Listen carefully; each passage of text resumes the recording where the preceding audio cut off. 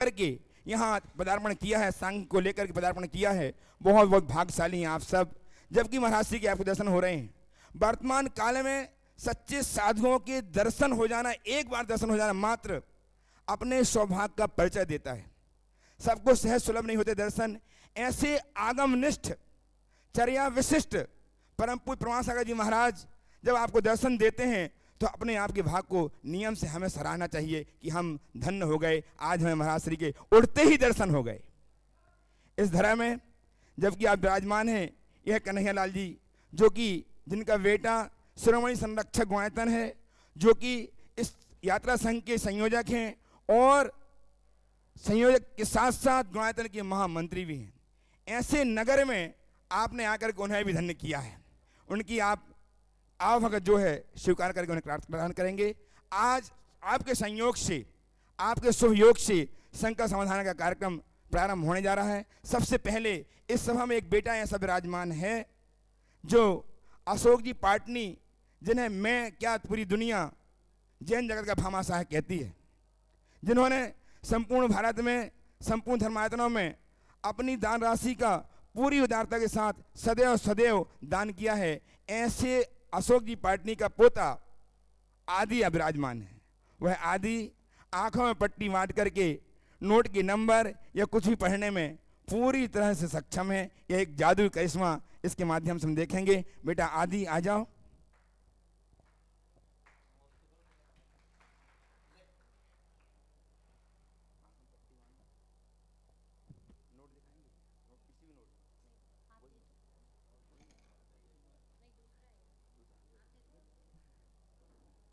बहन सुची जी उसे नोट पकड़ा रहे, नोट का नंबर वह बगैर देखे, बगैर आंख खोले पट्टी बांध करके दिखाएगा, सुनाएगा क्या नंबर है और उसका प्रमाणीकरण करेंगी सुची जी। आप क्या नाम है आपका? आप करेंगे पाटनी जी।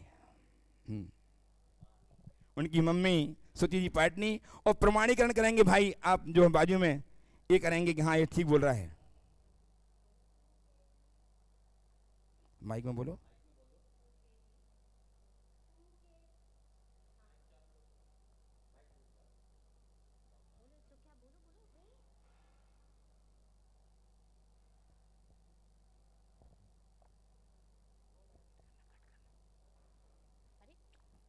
KD 946900। दिखाओ दिखाओ, एकदम करेक्ट। 2KD 946900 यह नंबर है। इस बेटे ने यह आंखों में पट्टी मान कर करामात दिखाई है। बहुत बहुत धन्यवाद। अब मैं अपने जेब का नोट देता हूँ। क्या नाम है आपका? अकलंक जी। कोई भी नोट जेब से निकाला, गड्डी में से निकाल के 500 का नोट, इस नोट को पढ़ करके नंबर बताएंगे। आदि जी 3mm02437। दिखाना, दिखाओ दिखाओ। अच्छा ये एक सम करवा दूं? एकदम करेक्ट। 3mm02437 एकदम करेक्ट इन्होंने बताया हुआ। बहुत यहाँ पर लिखा हुआ है। यह इसने आंखें बंद करके बताया है। आंखें बंद करके इसने यह सारी जानकारी दी। बहुत बहुत धन्यवाद। यह जो कला इसको प्राप्त हुई है 20 डिवाइडेड बाय 4 5 ये बताया इसने। 20/4 = 5 इसने इसमें लिख करके देख करके बताया। ऐसे अनेक चमत्कार आदि के माध्यम से हमें देखने मिले। बहुत बहुत धन्यवाद। यह आदि अपने दादा के चरण चिन्हों में चले, इस भावना के साथ यह सुभाष आज विवान और आदि। विवान आ जाओ बेटे। ये दो पोते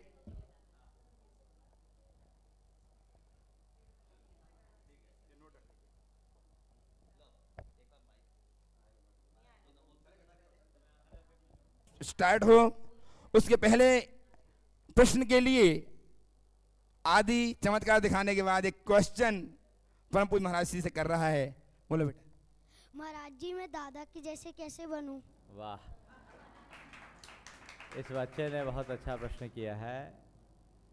इसने पूछा है कि मैं अपने दादा के जैसे कैसे बनूं। दादा के जैसे बनने का सबसे सरल रास्ता है जब भी दादा किसी धर्म के कार्य में आगे जाए, तुम्हें छुट्टी हो तो दादा से कहो कि हमको लेकर के जाओ, दादी को लेकर के कहो कि हमको लेकर के जाओ, समझ गए। तो दादा और दादी के साथ धर्म के कार्य में जब जाते रहोगे तो तुम्हारे अंदर धर्म की भावना अपने आप बनेगी, तुम्हारा पुण्य भी गाढ़ा होगा, तुम्हारी बुद्धि निर्मल होगी, तो आगे चल कर के तुम भी अपने दादा के रास्ते पे चलोगे और आगे बढ़ जाओगे और अपने दादा को अपना आइडियल बनाओ, समझ गए, ठीक है ना। सबसे ज़्यादा आइडियल कौन है तुम्हारे, किसको मानते हो? हाँ, दादा को बनाओगे तो दादा जैसा बन पाओगे, ठीक है। जा। और अब आ रही उनकी दादी सुशीला जी पाटनी, धर्मपति श्री अशोक जी पाटनी, किशनगढ़। तुम नीचे नीचे से आओ इधर। मेरा क्वेश्चन है कि मैं यात्रा में हम सब मिलके आए हैं और हम सब मिलके आए हैं और लेके आई हूँ यात्रा, तो मैंने कौन सा पुण्य ऐसा किया था कि मेरी यात्रा इतनी अच्छी हो रही है और आपके आशीर्वाद से सफल हो जाएगी। इसके लिए सबको ये बताइए कि सब जिंदगी में यात्रा करते रहें। बहुत सुंदर प्रश्न पूछा है। देखिए, जीवों का जब प्रबल पुण्योदय होता है तभी ही तीर्थ यात्रा का भाव जगता है। आपने पूछा ऐसा मैंने कौन सा पुण्य किया कि तीर्थ यात्रा करने का भाव जगा और तीर्थ यात्रा किया।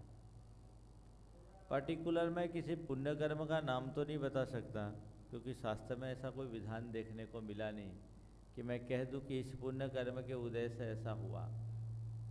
पर मैं ये कह सकता हूँ कि आपने अतीत में भी तीर्थ यात्रा की है, कराई है और करने वालों की अनुमोदना की है, जिसके परिणाम स्वरूप आज आपको तीर्थ यात्रा करने का भाव जग रहा है, संयोग मिल रहा है और आप कर रहे हैं। तीर्थ यात्रा या कोई भी धार्मिक कार्य केवल चाहने से नहीं होता। किसी भी अच्छे कार्य की पूर्ति के लिए हमें कई चीज़ें चाहिए पड़ती है। सबसे पहली आवश्यकता है सामग्री की। हमें सामग्री मिले, सामग्री नहीं है तो काम नहीं होगा। तीर्थ यात्रा करने के लिए निकले, तीर्थ यात्रा के साधन, सामग्री, संसाधन सब चाहिए। सामग्री मिल गया, सामग्री के बाद चाहिए सत्व, शरीर में ताकत, क्षमता। सब कुछ सामग्री है अनुकूल, लेकिन सत्व नहीं है तो क्या कर पाएंगे। और सत्व भी हो पर साथ में चाहिए संयोग। संयोग अनुकूल नहीं है, तीर्थ यात्रा के भाव से निकले, सामग्री हो गई, सत्व हो गया, लेकिन संयोग अनुकूल नहीं, किसी को सूतक पातक हो गया, शुद्धि हो गई, इधर ही रह गई तीर्थ यात्रा। तो संयोग भी चाहिए। और सबसे बड़ी बात है आखिरी, वो है श्रद्धा की। श्रद्धा मन में हो तब काम हो। सामग्री हो गई, सत्व हो गया, संयोग हो गया, पर श्रद्धा नहीं तो गड़बड़ है। तो आपके साथ चारों चीज़ें जुड़ गई है और आप ये तीर्थ यात्रा कर रही हैं, निश्चित ये पुण्य के योग से ही प्राप्त हुआ है। और अभी ये तीर्थ यात्रा कर रही तो नए पुण्य के बंध का कारण बन रहा है। गृहस्थों के 700 पुण्य के बंध के कारकों में 7 कार्य बताएं, जहाँ अपने द्रव्य का नियोजन करके, द्रव्य लगाकर, अपना धन लगाकर, पैसा लगाकर मनुष्य 700 पुण्य का बंध कर सकता है। उसमें है जिनबिंब, जिनागार, जिन यात्रा, प्रतिष्ठिकम, दान, पूजा, सुसिद्धांत, लेखनम, सप्त क्षेत्रियो, भगवान के मूर्तियों की स्थापना करना, जिन मंदिर का निर्माण करना, जिन यात्राएं करना, कराना, तीर्थ यात्रा करना, प्रतिष्ठितम, प्रतिष्ठा करना, चतुर्विध संघ को दान देना, दीन दुखी जीवों के लिए करुणा दान देना, और भगवान की पूजा आराधना में अपना पैसा लगाना, बड़े बड़े विधान अनुष्ठान आदि करना, और शास्त्र का प्रकाशन करना। ये 7 ऐसे क्षेत्र हैं जो व्यक्ति के कल्याण में विशेष निमित्त बनते हैं। 700 पुण्य के बंधक हैं। निश्चित आप पुण्य करके आई हों और नया पुण्य कर रही हों, तो जितना लेकर आई उससे कई गुना लेकर जाने की व्यवस्था है, जो परंपरा से मुक्ति का कारण बनेगा। सबको ऐसी ही प्रेरणा लेनी चाहिए और अपने द्रव्य का, अपने धन का अच्छे कार्यों में उपयोग करना सीखना चाहिए। श्रीमान गाय से यहीं से हेलो हेलो।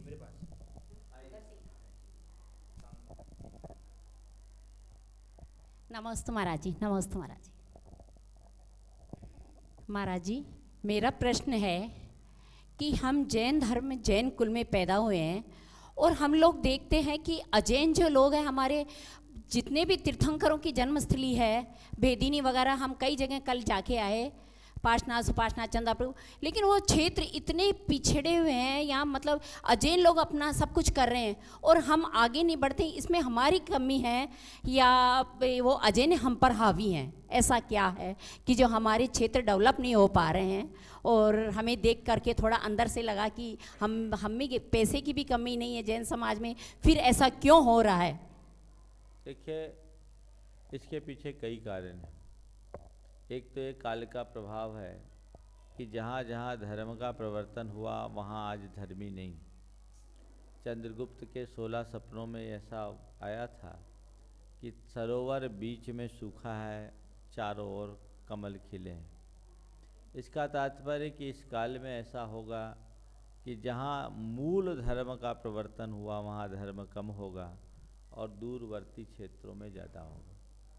तीर्थ क्षेत्र और कल्याणक भूमियों में प्रायः धर्मियों का अभाव दिखता है। दूसरी बात, जैनियों की संख्या अत्यल्प है और जहाँ जहाँ हमारे कल्याणक क्षेत्र हैं वहाँ व्यापार व्यवसाय के साधन कम हैं। व्यापार व्यवसाय के साधन का अभाव होने के कारण वहाँ जैन बस नहीं पाए। सुदूर अतीत में वहाँ जैन रहे भी होंगे तो काल के प्रभाव से सब धीरे धीरे परिवर्तित हो गए। तो एक कारण जीविका का समुचित साधन न बन पाना, व्यापार की अनुकूलता नहीं होना, शिक्षा और चिकित्सा आदि की व्यवस्था न हो पाना, यूँ कहें कि इंफ्रास्ट्रक्चर अनुकूल न रह पाना भी तीर्थ क्षेत्रों के प्रति उधर जैनियों के बसने में बाधा बनी। दूसरा कारण एक और कि हमारे यहाँ एक धारणा रही कि धर्म क्षेत्र में पवित्रता के साथ रहना चाहिए, धर्म क्षेत्र में पाप करने पर वज्र लेप होता है। तो हमारे यहाँ ऐसी धारणा बनी रही कि धर्म क्षेत्र को हम पूरी तरह पवित्र बनाए रखें, वहाँ सांसारिक कार्य न करें, बल्कि सांसारिक कार्यों में जब चित्त उलझ जाए तो अपने मन की शांति के लिए धर्म क्षेत्र जाएं। तो तीर्थ क्षेत्रों में लोग बसना कम पसंद करते थे इसी धारणा से, तो लोग बसे नहीं, और जब किसी भी क्षेत्र में कोई बसेगा नहीं तो एक दिन फिर वो उजाड़ तो होना ही है। तो समय संख्या की कमी, बसाहट की कमी, जिसके पीछे बहुत सारे कारण हुए, इसलिए आज हमारे वो तीर्थ क्षेत्र थोड़े से उजड़े उजड़े दिखते हैं, उपेक्षित प्रतीत होते हैं। फिर तीसरा एक और महत्वपूर्ण कारण, विगत सालों में तीर्थ यात्रा के प्रति लोगों का रुझान कम था, उत्साह कम था। तो तीर्थ यात्रियों की घटती हुई संख्या के कारण तीर्थ क्षेत्रों के जो रख रखाव की व्यवस्था में बहुत कमी पड़ने लगी और क्षेत्र पिछड़ता गया।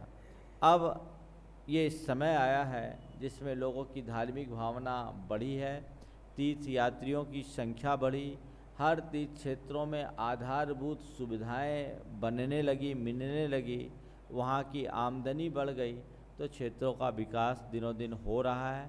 हम लोगों को प्राथमिकता के तौर पर जिन धर्म क्षेत्रों का समुचित विकास नहीं हो पाया उन्हें हाथ में लेना चाहिए और उसका विकास करना चाहिए, ताकि उस तीर्थ क्षेत्र की सुरक्षा और पवित्रता दोनों को बरकरार रखा जा सके।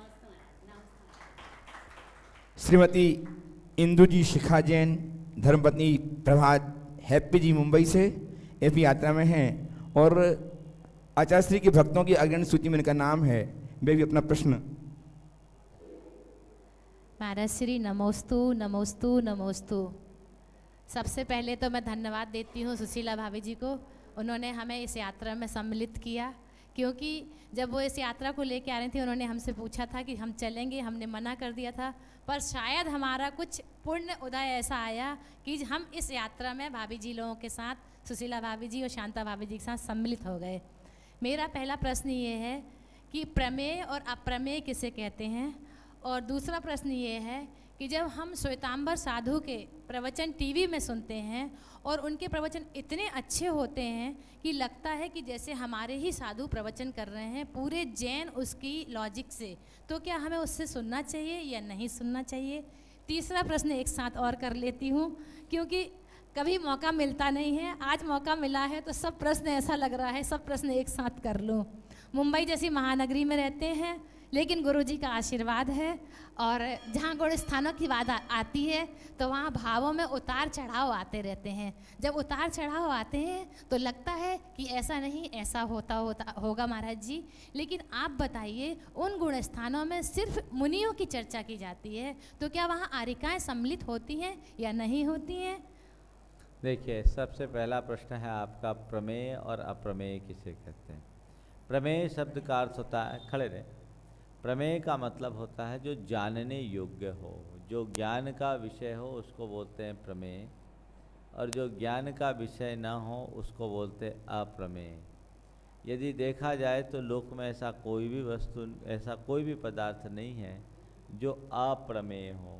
हर वस्तु में एक प्रमेयत्व नाम का गुण है जिसके बदौलत वह किसी न किसी ज्ञान का विषय बनता है। दूसरा सवाल आपने पूछा कि अन्य साधुओं के प्रवचन सुने या न सुने।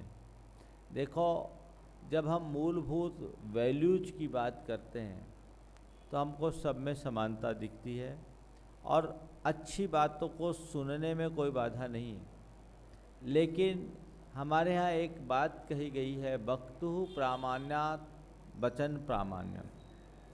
वक्ता की प्रामाणिकता से वचनों में प्रामाणिकता आती है। अच्छी बात सुनने की दृष्टि से आप किसी की भी बात सुन लो, पर जिनवानी मानकर केवल उसकी ही बात को सुनो जो जिनवानी के अनुकूल बोलने वाला हो, जिनवानी के अनुकूल चलने वाला हो, जो जिनेंद्र भगवान के वाणी के विरुद्ध कथन करता हो, जो जिनेंद्र भगवान की वाणी के विरुद्ध आचरण करता हो, उसके वचन चाहे कितने भी तार्किक और मोहक क्यों ना हो, वो जिनवानी का स्थान नहीं ले सकते, वो कल्याणकारी नहीं हो सकते। तो उनको केवल उसी तरीके से सुने कि एक जीवन के लिए प्रेरणादायी वचन है, लेकिन मोक्ष मार्ग में आगे बढ़ना चाहते हो तो जिनेंद्र भगवान द्वारा प्रतिपादित मार्ग के अनुसार ही जो कथन करे उसे सुनना चाहिए। पंडित टोडरमल जी ने मोक्ष मार्ग प्रकाशक में एक कारिका उद्धृत की है, बहुत ही प्रभावी कारिका है। उसमें उन्होंने लिखा, बहुगुण विज्ञानिलियो असुत्त भाषी तहा विमोतब्बो जह वर मणि जुत्तो विहो विघहरो विषहरो लोए। कि अनेक गुण और विद्या का निलय होने के बाद भी यदि कोई असुत्त भाषी यानी आगम विरुद्ध बोलने वाला है तो उसे तहा विमोतब्बो, उसे दूर से ही छोड़ देना चाहिए। क्यों?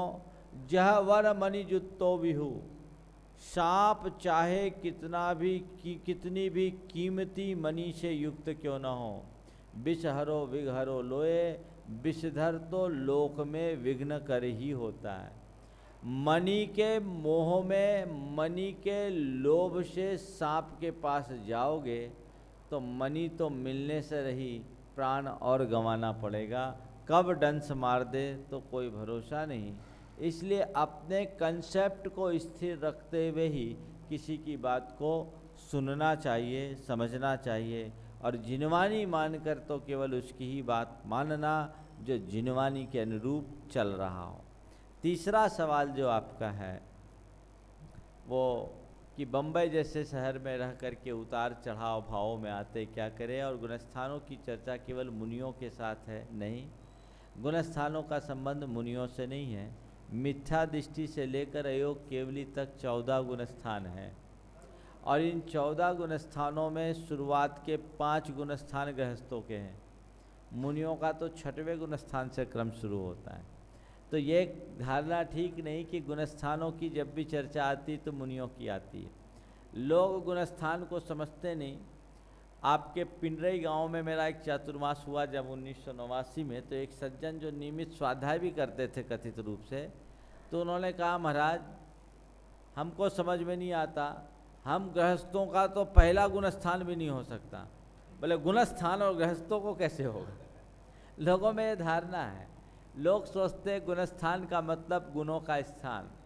गुणस्थान का तात्पर्य वो नहीं है। गुणस्थान हमारे भावों को मापने का एक पैमाना है जो हमारे मन वचन काया की प्रवृत्तियों और आवेग संवेगों के निमित्त से हमारे अंदर उतार चढ़ाव आते हैं, उनको दर्शाता है।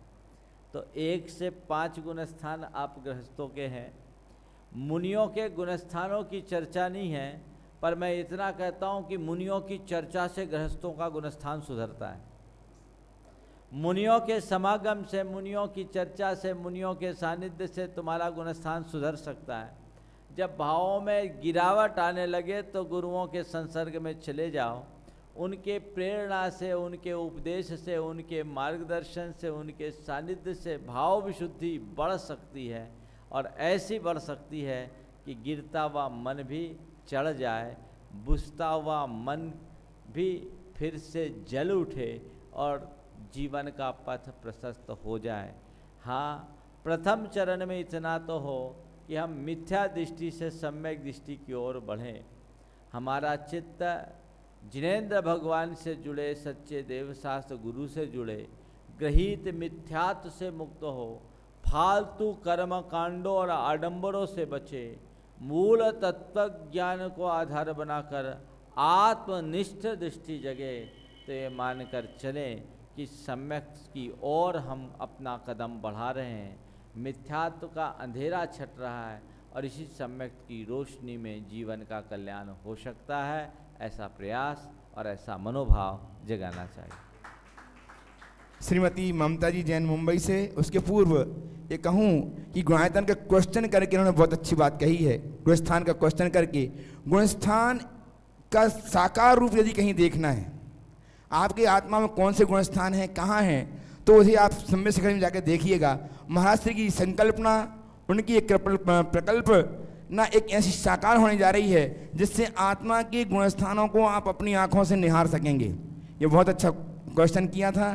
गुणायतन में जाकर के उससे जुड़ करके अपने जीवन को सार्थक अवश्य करें। आप जरूर सम्यक शिखर जाएं, गुणायतन जाएं, वहीं ठहरें और वहाँ पर गुणायतन की पूरी संरचना देखें और उस गुणायतन से प्रत्येक परिवार जुड़े, ऐसी मैं भावना करता हूँ। जितने आप लोग आए हैं सब जुड़े, किसी प्रकार से निर्माण निधि से लेकर के शिरोमणि संरक्षक तक की उसमें व्यवस्थाएं हैं, उनसे आपको जुड़ना है। जुड़ी हुई है, शिरोमणि है, सब ठीक है। ममता जी मुंबई से और सब लोग जो आए हुए हैं उनसे जुड़ने कह रहा हूँ, तो जुड़े हुए हैं। सुशला जी, शांता जी जुड़ी हुई हैं। सब लोगों से अपेक्षा कर रहा हूँ कि आप भी गुणायतन से जुड़ें। नमस्ते महाराज जी, उधर नमस्ते है। नमस्ते। मेरे बेटे का प्रश्न है कि जो नॉनवेज लोग हैं वो ये तर्क करते हैं कि आप लोग दूध क्यों पीते हो जब आप नॉनवेज नहीं खाते? देखिए, दूध पशु से उत्पन्न होता है, लेकिन जो कुछ भी पशु से उत्पन्न होता है वो नॉनवेज हो ऐसा नहीं। रक्त को और रस को या मांस को अलग अलग कहा गया है। खून रक्त होता है और दूध को गोरस की संज्ञा दी गई। गोरस की संज्ञा इसको इस तरीके से कहे, आज प्रयोग में भी ये सिद्ध हो गया कि गाय को जो पर्याप्त पोषण या किसी भी दुधारू पशु को पर्याप्त पोषण दिया जाता है तो उसके शरीर में दूध आता है। वो दूध पूरा उसके बच्चे को पिला दिया जाए तो बच्चा बीमार हो जाए, और दूध न निकाला जाए तो गाय बीमार हो जाए। और इतना तक कहा कि एक माँ को भी अतिरिक्त पोषण दिया जाए तो उसके बच्चे से अतिरिक्त दूध उसके पेट में आ सकता है। इसी प्रकार गाय को पोषण दिया जाता है तो ये ऐसा ही है जैसे रॉ मटेरियल दिया और उससे आपका प्रोडक्ट तैयार हुआ। तो गाय आदि को घास चारा दिया जाता है और उसके शरीर में दूध आता है। ये प्रकृति की देन है, इसे मांसाहार की संज्ञा नहीं दी जा सकती। कोई दूध नहीं लेता तो ये प्रशंसनीय कार्य है, लेकिन दूध लेना मांसाहार के समतुल्य है ये कतई उचित नहीं। ये गोरस है। गोरस को लेने का विधान हमारी संस्कृति में प्राचीन काल से रहा और इन्हीं कारणों से इनका पालन पोषण होता रहा। गोपालन को आर्य कर्म की संज्ञा दी गई। तो वो लिया जा सकता है, लेने में कोई दोष नहीं, बशर्ते दुग्ध का उत्पादन शुद्ध रीति से हो। ऑक्सीटॉक्सिन के इंजेक्शन के माध्यम से जो दूध निकाला जाता है वो एक प्रकार का हिंसक दूध है, वो नहीं लेना चाहिए। बछड़ों को मार करके जो दूध निकाला जाता है वो भी गलत है। बछड़ा जीवित हो, उसके लिए पर्याप्त पोषक तत्व मिले और उसके बाद जो गाय दे वह प्रकृति का एक उपहार है, उसे लेने में कोई बाधा नहीं। जैसे पेड़ में फल लगते हैं वैसे ही गाय में दूध आते हैं, ऐसा समझना चाहिए। श्रीमती साधना जी गंगवाल किशनगढ़ से, और तैयार रहेंगी श्रीमती सुची पाटनी अशोक जी की पुत्र वधू। महाराज श्री, जब तक खुशी जैन मध्य प्रदेश से एक शंका भेज रही महाराज श्री कि अनजाने में मुझसे बचपन में भगवान की प्रतिमा छू ली गई थी, तो उसका प्रायश्चित क्या है? भगवान की प्रतिमा छू ली गई थी, प्रायश्चित लेना चाहिए, पर प्रायश्चित ऐसे शंका समाधान में नहीं दिया जाता। किसी योग्य गुरु के संपर्क में शरण में जाकर उनसे निवेदन करो और अपना प्रायश्चित करो। नमोस्तु महाराज जी, नमोस्तु महाराज जी। मेरा प्रश्न है कि यदि हम कोई नियम लेते हैं और वो नियम हमारे कभी कई जगह निभ नहीं पाए, इसके लिए हम क्या करें? नियम टूटना और नियम तोड़ना दोनों में अंतर है, बता रहा हूँ। नियम लेते हैं निभाने के लिए, तोड़ने के लिए नहीं। तो पहले कोई भी नियम लो तो उसको निभाओ। नियम निभना चाहिए, टूटना नहीं चाहिए। किसी परिस्थितिवश टूट जाए मजबूरी में तो उसका प्रायश्चित लेना चाहिए। टूटने का प्रायश्चित है, तोड़ने का नहीं। और प्रायश्चित भी तब सार्थक है जब उसमें कोई शिथिलता है, उसे टूट जाने के बाद आप उस नियम को पुनः निभाओ। नियम लो तो उसे अंतिम श्वास तक निभाओ। नियम बड़ा छोटा नहीं होता, नियम से जुड़ी हुई निष्ठा बड़ी छोटी होती है। उस शियार की कथा को याद करो जिसने रात्रि भोजन का त्याग किया था, मर जाना पसंद किया, लेकिन उसने रात्रि में पानी तक नहीं लिया और उसका प्रताप ये निकला कि वही शियार प्रीतिंकर बन गया जो कामदेव बना, तद्भव मोक्षगामी जीव बन गया। किसके बल पर? नियम के प्रति उमड़ने वाली निष्ठा के बल पर। तो मैं आपसे कहना चाहता हूँ कि स्वयं को नियमों के अनुरूप ढालो, नियमों को अपने अनुरूप मत ढालो। लोग बहुत फ्लेक्सिबल हो जाते हैं, थोड़ा सा कुछ होता है नियम में ढील दे देते हैं। नियम में ढील दोगे जिंदगी का मजा खत्म हो जाएगा, और नियम के अनुरूप चलोगे तो आपको उस नियम का मजा आएगा। इसलिए जैसे कोई खेल होता है, क्रिकेट होता है, क्रिकेट के सारे नियमों को, कानूनों को हटा दिया जाए, उसमें ढील दे दी जाए तो नियम का कोई मजा, क्रिकेट का कोई मजा आएगा? नहीं आएगा ना। क्यों? मजा कब है? जब आप उन नियमों के अनुरूप काम करो। इसी प्रकार जीवन में मजा तभी है जब आप कोई नियम लो तो उसे दृढ़तापूर्वक निभाओ। श्रीमती सुची जी पाटनी, और तैयार रहेंगे श्री नागिन जी चौधरी किशनगढ़ से। नमोस्तु महाराज जी। महाराज जी, आज के टाइम में जहाँ पर इतना पाप एक्सपोजर है, हम अपने बच्चों को किस तरह से इन सब से बचा के रखें और अच्छे से अच्छे संस्कार दें? बहुत चुनौती भरा काम है ये, लेकिन असंभव नहीं।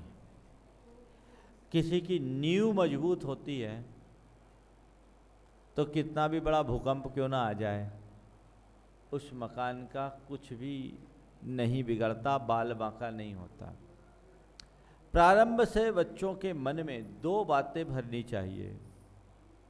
पहली पाप भीरुता और दूसरी संवेदनशीलता।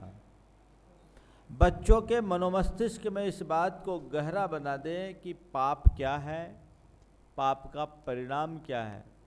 मुझे अपने जीवन में पाप का कोई कर्म नहीं करना, ये उनके अंदर बैठ जाए, गहरा जाए, तो बच्चे डगमगाएंगे नहीं।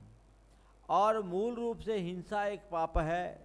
हिंसा से वही व्यक्ति बच सकता है जिसके हृदय में संवेदना हो, अन्य प्राणियों के सुख दुख के प्रति उनके मन में जुड़ाव होना चाहिए, दूसरे के दुख को वो अपना दुख महसूस कर सके, ऐसी मनोवृत्ति उनकी जागृत होनी चाहिए। ये दो बातें यदि प्रारंभ से बच्चों के मन में जगा दिया जाए तो बड़े होने के बाद वे बच्चे कभी गड़बड़ाते नहीं हैं। धर्म के संस्कार देते हैं, शिक्षाएं देते हैं, साधु संतों के संपर्क में उनको लाना, संगति में रखना, इनका अपना प्रभाव होता है। लेकिन मैंने देखा कि प्राय एक भूल होती है, धार्मिक क्रियाओं की प्रेरणा तो देते हैं लेकिन उनके भाव को जगाने का प्रयास कम होता है। इसका नतीजा ये होता है कि 14-15 साल की उम्र तक तो बच्चे माँ बाप की बात मानते, दादा दादी की बात मानते हैं और उसके बाद फिर वो अपनी धारा में बहना शुरू कर देते हैं। उनको ये सब चीज़ें अर्थहीन प्रतीत होने लगती है। बस यही हमारी कमजोरी है। फाउंडेशन को मजबूत बनाओ। उन बच्चों के दिमाग में ये बात बैठा दो कि हमको कुछ करना ही नहीं। अभी मैं सम्मेद शिखर जी में था, एक परिवार आया मध्य प्रदेश के गुना जिले का, उनके साथ एक छोटा सा बच्चा था 3 साल का। उसकी माँ ने बोला कि महाराज जी इसको हम रात में दूध पिलाना चाहते, दूध नहीं पीता। 3 साल का बच्चा, बोले शुरुआत से जब वो दूध पीता था तो रात में इसने कभी दूध नहीं पिया। अब भी कुछ नहीं लेता, कोई जमी कंद लेना पसंद नहीं करता, दिन में भोजन करता, शुद्ध सात्विक भोजन। महाराज जी ये कैसे हुआ? हम बोले जरूर इसका पूर्व भाव का संस्कार है। और माँ भी उसका, जो माँ उसकी थी बड़ी धार्मिक थी, पहले उसका मोक्ष मार्ग में आगे बढ़ने का भाव था, कारणवश बढ़ी नहीं। माता पिता दोनों के संस्कार अच्छे, तो वो दोनों का असर पड़ा। और उन्हें एक बात बोला कि जब से बेटा पेट में आया था हम दोनों ने ब्रह्मचर्य व्रत ले लिया। बेटा पेट में आया उसके बाद पूरे समय तक, जब तक उसका जन्म नहीं हुआ, हम लोगों ने ब्रह्मचर्य व्रत रखा।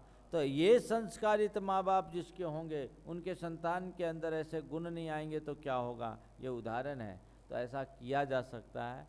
फाउंडेशन को मजबूत बनाना चाहिए। बच्चों को ये बात समझानी चाहिए कि हम खूब मौज मस्ती करें पर पाप के मूल्य पर नहीं।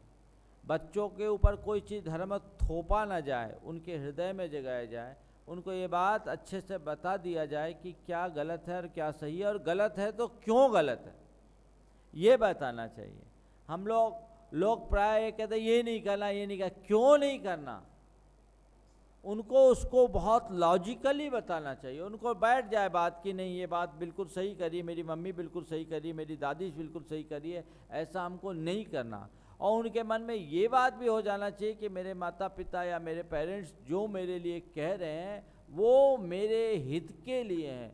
वो उसके हृदय में पत्थर की लकीर बन जाएगी तो बच्चे कभी नहीं बिगड़ सकते। नहीं तो आज का समय तो बड़ा विचित्र है। ऐसे समय में बच्चों का सुरक्षित रहना काजल की कोठरी से बेदाग लौटने जैसा चुनौती भरा काम है, लेकिन असंभव नहीं है। प्रयास करने पर वो भी हो सकता है। श्री नागन जी चौधरी किशनगढ़ से, और तैयार रहेंगी श्रीमती कुसुम जी कटारिया किशनगढ़। आइए जल्दी आइए। फुर्ती चाहिए महाराज श्री। जब तक हाँ, किशन जैन ग्वालियर से एक ऑनलाइन प्रश्न कर रहे हैं कि मुझे डर के कारण डिप्रेशन की बीमारी हो गई है, क्या करूं? देखिए, हाँ रुको। डिप्रेशन एक महामारी जैसा रूप लेता जा रहा है। थोड़ी थोड़ी बातों में लोगों को डिप्रेशन होता है। डिप्रेशन का सबसे बड़ा कारण है वह है अधीरता और नकारात्मक चिंता। लोगों के अंदर आज अधीरता है, सहन शक्ति बिल्कुल नहीं है और सोच नकारात्मक हो और व्यक्ति का चित्त अवसादग्रस्त हो जाता है। आप पूछ रहे हो डिप्रेशन जैसा लगता है, डर लगता है, मैं क्या करूं? सबसे पहली बात, पॉजिटिव सोचना शुरू करो। आप हर बात को सकारात्मक तरीके से देखना और सोचना शुरू करोगे तो आपके मन का डिप्रेशन शांत हो सकता है। और दूसरी बात, अभय का चिंतन करो, अपने आत्मा के स्वरूप का चिंतन करो, कर्म सिद्धांत पर विश्वास रखो कि जो कर्म का संयोग होगा वही होगा और मेरी आत्मा का कुछ बिगाड़ होना ही नहीं है। 2 बातें अपने मन में बैठा करके स्थापित कर लो कि जो होना होगा वही होगा और जो कुछ होगा सही होगा। यदि ये बात हृदय में स्थापित हो जाए तो इस प्रकार की डर, चिंता या अवसादजन्य परिस्थितियों से बचा जा सकता है। हाँ पूछिए।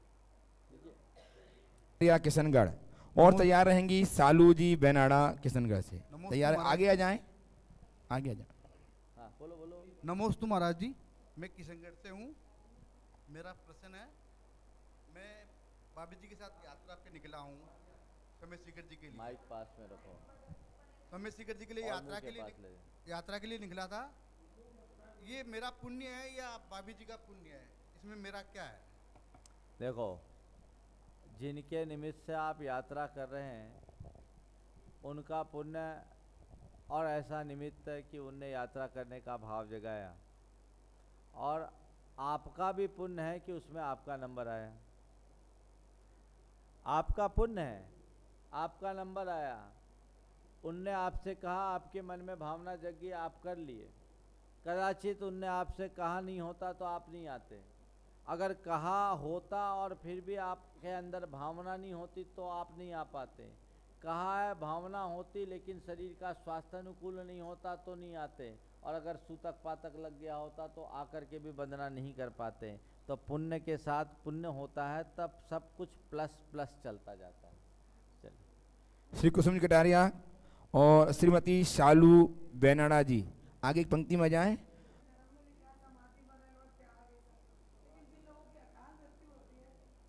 आपका आवाज नहीं आ रही, माइक पास में लगाओ जोर से, और मुंह के पास लगाओ। अपने धर्म में कहा है कि समाधि मरण से मृत्यु होनी चाहिए या त्याग करके गति सदगति उम्र में मिल जाती, लेकिन जिन लोगों की अकाल मृत्यु होती है उन लोगों की कैसे गति होती है? देखो, समाधि मरण से सदगति होती है, शीघ्र मुक्ति होती है, लेकिन समाधि मरण बहुत दुर्लभ है, हर किसी को नहीं होता। अकाल मरण को अपमृत्यु की संज्ञा दी गई है, सामान्य रूप से ये ठीक नहीं माना जाता, लेकिन ऐसा नहीं है। अकाल मरण के क्षण में भी यदि किसी के भाव सुधर गए पुण्य के योग से तो वह सदगति का पात्र हो सकता है। अकाल मरण से सदगति का पात्र तो ठीक ही है, अकाल मरण से निर्वाण भी होता है। हमारे यहाँ अंतकृत केवली का विधान है, हर तीर्थंकर के तीर्थकाल में कम से कम 10 अंतकृत केवली हुए, और वो अंतकृत केवली कौन होते हैं? जो अपने जीवन के अंत में दारूण उपसर्ग, ऐसा उपसर्ग जिसे कोई सह न सके, एकदम मरणांतक वेदना जिसमें हो, उस उपसर्ग की घड़ी में अपने परिणाम को संभाल कर जो श्रेणी चढ़ जाए उनको केवल ज्ञान हो जाए। तो वो अकाल में उनकी आयु छीन हुई, और उस छीन होती हुई आयु की स्थिति में मरणासन्न दशा में भी उन्होंने अपने ध्यान की स्थिरता के बदौलत केवल ज्ञान प्राप्त कर लिया और मोक्ष चले गए। तो जब अपमृत्यु या अकाल मरण की परिस्थिति में केवल ज्ञान पाया जा सकता है तो सदगति क्यों नहीं पाया जा सकती, बशर्ते परिणाम स्थिर हो। श्रीमती शालू जी बेनाड़ा और तैयार रहेंगी श्रीमती श्रद्धा जी पाटनी, आगे आ जाएं, और तैयार रहेंगी अनुज जी पाटनी। नमोस्तु महाराज जी, नमोस्तु महाराज जी। महाराज जी, आगम में बताया गया है कि जिन प्रतिमा पर एक धागा मात्र भी था तो वो पूजनीय नहीं होती है, लेकिन जब सुबह अभिषेक होता है प्रातःकाल के समय, उसके तुरंत पश्चात पूजन प्रारंभ कर देते हैं श्रावक। उस समय प्रतिमा का परिमार्जन हो रहा होता है, तो उस समय में प्रतिमा पूज्य तो नहीं होती है। देखो, धागा सराग बनाने के लिए रखना और भगवान के ऊपर एक चिड़िया ने धागा डाल दी, तो इसमें अंतर है। जहाँ तक प्रक्षाल के समय कपड़े का प्रयोग करना है, पूजा करने वाले को पूरा प्रक्षाल विधि संपन्न करने के बाद ही पूजन प्रारंभ करना चाहिए। उसमें 2 कारण होते हैं, एक तो प्रक्षाल करते उनकी पीठ पड़ जाती है भगवान के सामने, पूजा करने वालों को पीठ लगती है, तो प्रक्षाल को समय पर इसलिए पहले किया जाता है, फिर अभिषेक और पूजन आदि की क्रियाएं की जाती है। भगवान के ऊपर कपड़ा नहीं रखना चाहिए। कई बार वो गंधोदक का जल बाहर ना निकले तो भगवान के गोद में कपड़ा डाल देते हैं, अविवेक है, इसे सुधारना चाहिए। आगे श्रीमती श्रद्धा जी पाटनी और तैयार रहेंगे अनुज जी पाटनी। मेरा प्रश्न माइक ये है, मुंह से लगा। मेरा प्रश्न ये है, ये संसार खत्म कब होगा, इसका नाश कब होगा? संसार का नाश कब होगा? संसार का नाश, ये बाहरी संसार की भीतर का संसार? देखो, ये संसार तो अनादि अनिधन है, इसका कभी विनाश नहीं होगा, और संसार का जिस दिन विनाश हो जाएगा उस दिन तो सब विनष्ट हो जाएगा, तो न भूतो न भविष्यति। ये संसार अनादि अनिधन है, इस बाहरी संसार का कभी विनाश नहीं हो सकता।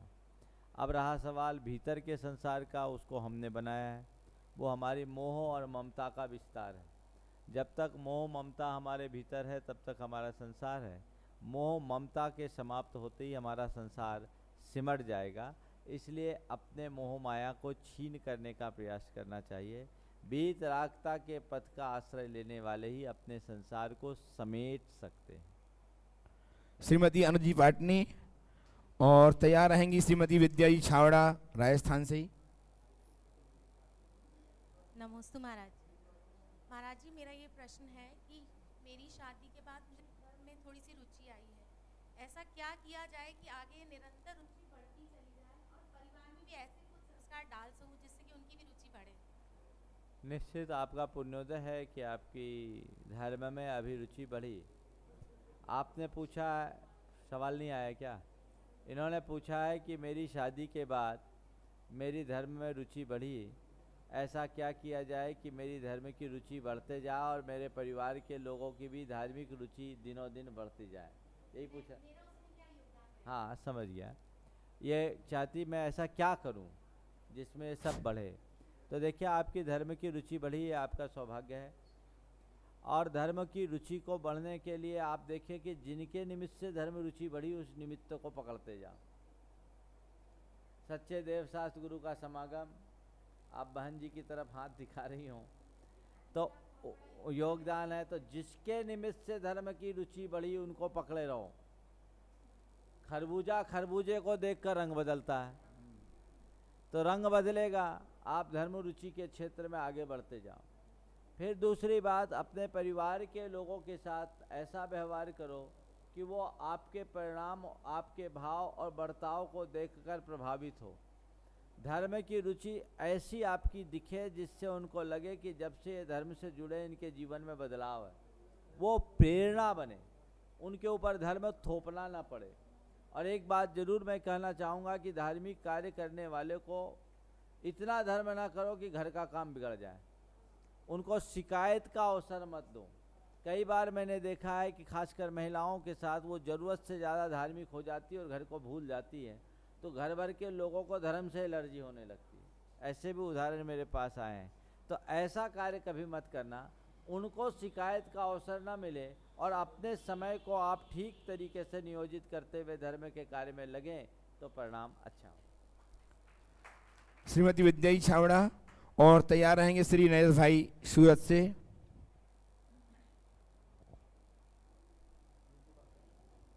नमस्ते महाराज जी। नमस्ते महाराज जी। नमस्ते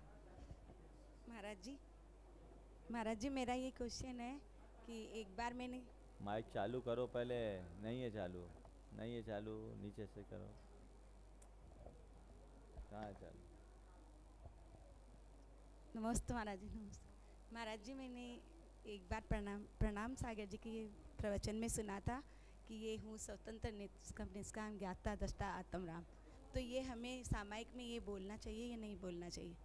देखिए, हूँ स्वतंत्र निश्चल निष्काम ज्ञाता दृष्टा आत्म राम, ये हमें सामायिक में बोलना चाहिए कि नहीं? सामायिक में यही बोलना चाहिए। और क्या बोलना चाहिए? ये तो आत्मा का स्वरूप है। हाँ। वस्तु के स्वरूप का विचार किए बिना हम आत्मा का बोध नहीं पा सकते, कल्याण नहीं कर सकते। ये जरूर करना चाहिए। यदि कोई इसका निषेध करते हैं तो ये मेरी समझ से परे है। क्यों करते हैं? महाराज जी, ये अपने तीर्थ क्षेत्रों में पर्यटकों का इतना आना जाना, अपने मंदिरों में, तो ये क्या ऐसा परिंदों का आना जाना, पर्यटकों का इतना आना, पर्यटक जो आते हैं ना अपने तीर्थ क्षेत्रों में, मंदिरों में, देखो इसको रोकना संभव भी नहीं है और व्यवहारिक भी नहीं है। कम से कम उस निमित्त से जो पर्यटक आते हैं वो जैन धर्म के बारे में जानते तो हैं। मैं सम्मेद शिखर जी में था, वहाँ पर फ्रांस और इटली से कुछ लोग आए हुए थे।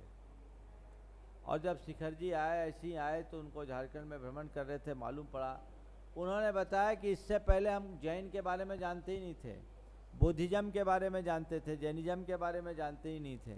उनने जब हम लोगों को देखा, हम लोगों से बातचीत की, तो उनको बड़ा आश्चर्य हुआ कि ऐसा भी धर्म हो सकता है जो पूरी तरह दिगंबर रहे, उनके हिसाब से न्यूड रहे, 24 घंटे में एक बार भोजन पानी करे। वो बहुत प्रभावित हुए। तो वो उनने दोनों ने वंदना भी की पर्वत पर पैदल वंदना की तो भाव जगता है। तो पर्यटक भी आते हैं तो कम से कम उन्हें जैन धर्म के बारे में जानकारी तो मिलती है। हाँ, पर्यटक आए पर ऐसा पर्यटन न हो जिससे हमारे मूलभूत धर्म का ही पतन हो जाए। खान पान, आचार विचार की शुद्धि और मर्यादा का पूरा हम लोगों को ध्यान रखना चाहिए, जिससे तीर्थ क्षेत्र की पवित्रता भी बनी रहे और धर्म की प्रभावना भी। श्री नरेश भाई सूरत और तैयार रहेंगी श्रीमती सरिता जी जैन, धर्मपति नरेश भाई सूरत। महाराज जी नमस्ते। मेरा प्रश्न है महाराज जी, आज की चकाचौंध में देव शास्त्र गुरु में सबसे ज़्यादा जरूरी कौन है? वैसे तो तीनों ही जरूरी हैं, बाकी सबसे ज़्यादा जरूरी कौन है? देखिए, जरूरी तो तीनों हैं, लेकिन आप इसे थोड़ा संशोधित कर लो कि देव शास्त्र गुरु में सबसे ज़्यादा हमारे लिए आलम्बनीय कौन है? आलम्बनीय। देखो, देव आज है नहीं, उनकी प्रतिमा है। शास्त्र है पर वो मूक है। जिन प्रतिमा को देख करके हम प्रेरणा लेते हैं, लेकिन वो प्रेरणा हमें पूरी लगे ऐसा कोई गारंटी नहीं। शास्त्र से हम शब्द पढ़ते हैं पर उसके अर्थ को पूरी तरह से समझ सके इसका कोई पक्का सुनिश्चय नहीं है। लेकिन एक गुरु ही एक ऐसे आलम्बन है जो मूक नहीं, मुखर प्रेरणा देते, जो हमें बताते ये हमें करना है, ये हमें नहीं करना। देखिए, मैं एक उदाहरण देता हूँ। आप किसी रास्ते पे जा रहे हो, काफ़ी भटक करके आपको साइन बोर्ड मिल गया और वहाँ लिखा है कि ये रास्ता आपके गंतव्य की ओर जाता है और यहाँ से 5 मील चलेंगे आप अपने गंतव्य तक पहुँच जाएंगे। लेकिन आप ऊहापोह में रास्ता देख लिया, लेकिन मन में उधेड़ बुन है कि पता नहीं ये रास्ता कैसा है, इसमें आगे पढ़ने में रहने वाले गांव के लोग पता नहीं कैसे हैं, कहीं चोर लुटेरों का डर तो नहीं, जंगली जानवरों का आतंक तो नहीं, गहरी नदी तो नहीं, दुर्गम घाटियाँ तो नहीं। मन में अनेक प्रकार के ऊहापोह है, असमंजस की स्थिति में है कि इस रास्ते पे जाऊं या न जाऊं। नया रास्ता है, पहले कभी गया नहीं, अनजान रास्ता है और मंजिल दूर है। ठीक इसी मध्य यदि आपका कोई चिर परिचित व्यक्ति उधर से गुजरता हो, जिनसे आपके प्रगाढ़ आत्मीय संबंध रहे हो, वो आपको देखा, बोले भाई यहाँ कैसे, नरेश भाई यहाँ कैसे खड़े? बोले क्या बताऊँ, मुझे अमुक गांव जाना है, ये रास्ता समझ में नहीं आ रहा, ये गांव ये रास्ता बहुत अच्छा है, चलो मुझे भी उधर जाना है, सड़क अच्छी है, गांव रास्ते में पड़ने वाले गांव के लोग बड़े सभ्य और सरल हैं, कहीं कोई किसी प्रकार का डर नहीं, मैं अक्सर यहाँ से आया जाया करता हूँ, आज भी मुझे उधर ही जाना है, चलो तुम चाहो तो मेरे साथ चल सकते हो। क्या प्रतिक्रिया करोगे? सहज आपके कदम बढ़ेंगे कि नहीं बढ़ेंगे? बस यही भूमिका सद्गुरु की है। देव और शास्त्र के माध्यम से मार्ग और मार्ग का पता जाने लेने के बाद भी उस मार्ग पर चलने का साहस प्रकट नहीं होता। मन में भय होता है कि मोक्ष मार्ग में आगे बढ़ूंगा तो कहीं कुछ गड़बड़ ना हो जाए। गुरु कहते हैं घबराने की जरूरत नहीं, मुझे देखो और चल पड़ो, जैसे मैं चल रहा तुम भी चलो, कोई दिक्कत नहीं, बेखटक आगे बढ़ते जाओगे, इससे बढ़िया कोई रास्ता ही नहीं। और गुरु को देखते ही मोक्ष मार्ग पर चलने का भाव जग जाता है। इसलिए पंचम काल में गुरुओं को चलते फिरते भगवान के रूप में, तीर्थ के रूप में, प्रतिमा के रूप में, स्थावर जंगम प्रतिमा की संज्ञा आचार्य कुंद ने दी है, जो मोक्ष मार्ग को दिखाए, ऐसा दर्शन आचार्य कुंद ने कहा है।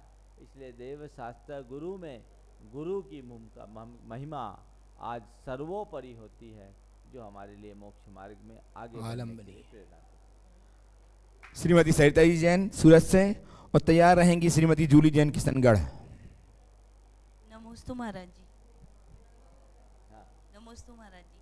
महाराज जी, मेरा प्रश्न ये है कि अगर किसी कारणवश या किसी दबाव के कारण हमें कुगुरु कुदेव के आगे सर झुकाना पड़ जाए, तो इसकी शुद्धि के लिए क्या कोई व्रत उपवास है? देखिए, हमें सच्चे देवशास्त्र गुरु के अलावा अन्य किसी की पूजा आराधना नहीं करनी चाहिए। लेकिन आपने जैसा पूछा है कि कभी किसी कारणवश परिस्थितिवश ऐसा हो गया तो उसकी शुद्धि के लिए क्या कोई व्रत उपवास आदि है? देखिए, व्रत उपवास के विषय में तो मैं नहीं कह सकता, पर गुरुओं के समक्ष जाकर अपना दोष निवेदित करना चाहिए और फिर से सम्यक ग्रहण करने का भाव रखकर उसमें स्थिरता रखनी चाहिए। सम्यक दर्शन की निरंतर भावना भानी चाहिए। और ऐसे कोई व्रत हों तो मुझे स्मरण में नहीं आ रहे हैं जो सम्यक्त के संशोधक व्रत हों, लेकिन सम्यक्तोचित क्रियाओं और कर्तव्यों का पालन करने वाले का सम्यक दर्शन पुष्ट होता है। गुरु उसके लिए जो प्रायश्चित वो प्रायश्चित लेकर अपना शुद्धिकरण किया जाता है। आगे श्रीमती जूली जैन किशनगढ़ से और तैयार रहेंगी श्रीमती सुनीता वाकलीवाल।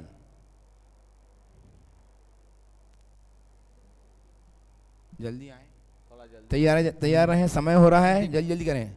सुनीता जी वाकलीवाल जाएं और तैयार रहेंगी भंवरी देवी काला। महाराज जी, सम्यक दृष्टि के भोगों की निर्जरा का सम्यक दृष्टि का भोग निर्जरा का कारण कैसे हो सकता है? किसने बता दिया कि सम्यक दृष्टि का भोग निर्जरा का कारण? ये जो लोग बोलते हैं वे आचार्य कुंद कुंद के हृदय को नहीं समझते। आचार्य कुंद कुंद कहते हैं सम्यक दृष्टि को बंध भी होता है और सम्यक दृष्टि का भोग निर्जरा का कारण भी होता है। किस सम्यक दृष्टि का? उस सम्यक दृष्टि का जो भोगों से ऊपर उठ गया। निश्चय सम्यक दृष्टि के लिए कहा है कि निश्चय सम्यक दृष्टि का जो भी भोग है वो निर्जरा का कारण है। तब सब्बम निज्जर निमित्तम, कि जो भी उसके सामने भोग विषय की सामग्री आ रही है वो उसके प्रति लिप्त नहीं है, इसलिए वह उसका भोग निर्जरा का कारण है। जबकि नीचे की भूमिका में जब तक राग की भूमिका है तब तक भोग बंध का कारण बनता ही है, इसमें कोई संशय नहीं माना जाता।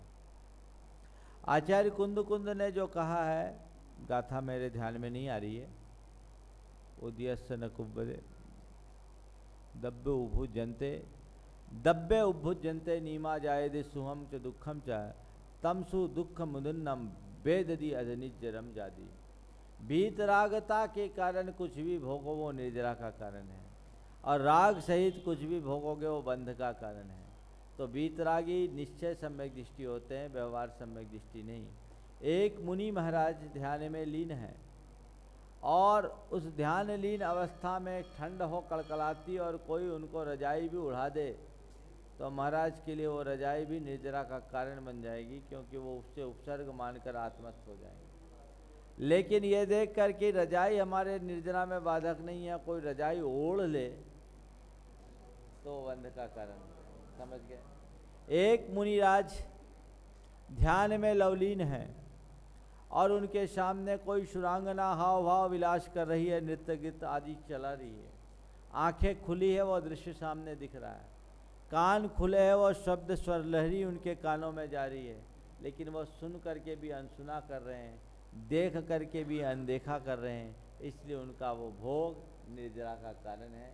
नीचे की भूमिका में कतई संभव नहीं। श्रीमती सुनीता वाकलीवाल जी और श्रीमती भंवरी देवी जी काला, जल्दी आ जाए, फटाफट समय हो रहा है। हाँ हाँ, भंवरी देवी। नमस्ते महाराज जी, ये क्वेश्चन में ये क्या है कि कौन सा पापक्रम का उदय है महाराज जी? इसके बेटे बहू से दूर है, वो रखते नहीं है। अब क्या कारण है? हालांकि वो बेटा और बहू बहुत अच्छे हैं, पोते पोते बहुत अच्छे हैं, लेकिन इसके साथ कोई संपर्क नहीं हो रहा। वो नहीं चाहते हैं कि मेरे पास हमारे पास है, और हम इतना समझाते हैं हर तरह से। अब पूरे परिवार में इसका ऐसा ही है कि कोई इसको मतलब नहीं रखना या बात करना। क्या कारण है? कौन सा पाप कर्म किया था? देखो, निश्चित रूप से अतीत जन्म में आपने दूसरों का अनादर, अवमानना, प्रताड़ना किया है, दूसरों के प्रेम को खंडित किया है, दूसरों के मध्य में फूट डाला है, माँ बेटे का बिछोह कराया है। उस कर्म का उदय है कि आज सब अनुकूल रहने के बाद भी तुम्हें कोई पसंद नहीं कर रहा है। ऐसे समय में आर्त ध्यान करने में कोई सार नहीं है। ये मान करके चलो कि मेरे कर्म का उदय है और मैंने अपने जिम्मेदारी पूरी की। अब बच्चे करे या ना करे, हर जीव अकेला आया अकेला ही जाएगा। मन की अपेक्षाओं को शांत कर दो। बेटे बहू के प्रति बार बार सोचने से और आर्त ध्यान होगा, दुर्गति के पात्र बनोगे। ये सोचो हर जीव अकेला है, वो साथ दे नहीं रहा, ये बहुत स्थूल बात है। सच्चाई तो यह है कि वो साथ दे नहीं सकता। जब तक तुम्हारे पुण्य का उदय नहीं होगा, कोई तुम्हारा साथ देने वाला नहीं है। जिसके पाप का उदय होता है, उनके लिए साथ देना कोई चाहे तो वो सेवा भी उपसर्ग बन जाती, और पुण्य का उदय है तो उपसर्ग भी सेवा का रूप धारण कर लेता। तो अपने पुण्य पाप पर विश्वास रख करके अपना काम करो और इन सब बातों से अपने आप को बचाओ। वैराग्य के रास्ते पर चलो, अन्यथा अपनी दुर्गति के पात्र बन जाओगी। आर्त ध्यान के साथ यदि शरीर छूटेगा तो कभी कल्याण नहीं हो सकेगा। इसलिए उस तरीके से ध्यान रखकर चलना चाहिए। और आज समय हो गया, अंतिम प्रश्न है, चलिए जल्दी बोलिए। महाराज जी, मैं पाठ करती हूँ, पूजा करती हूँ, तो संस्कृत के सब शुद्धता से बोला ही नहीं जाता है। कितना भी बोलने की कोशिश करती हूँ पर बोल नहीं पाती। संस्कृत के नहीं बोले जा सकते तो हिंदी का बोल लो, भगवान हिंदी भी समझते हैं। सीखो, सीखने से आ जाएगा, आ जाएगा। इस प्रकार आज के इस संगठन का जो विशेष सत्र किशनगढ़ वालों के निमित्त से हुआ है, पूरा होता है। भाव भागन बस योगी बसाए, भावना लेकर आई थी कि हम लोगों को संकट समाधान में लाभ मिलना चाहिए। सबको आशीर्वाद। आप लोगों ने तीर्थ यात्रा का मनोभाव जगाया, आपकी यात्रा सार्थक हो। समय हो गया, यहीं पर विराम।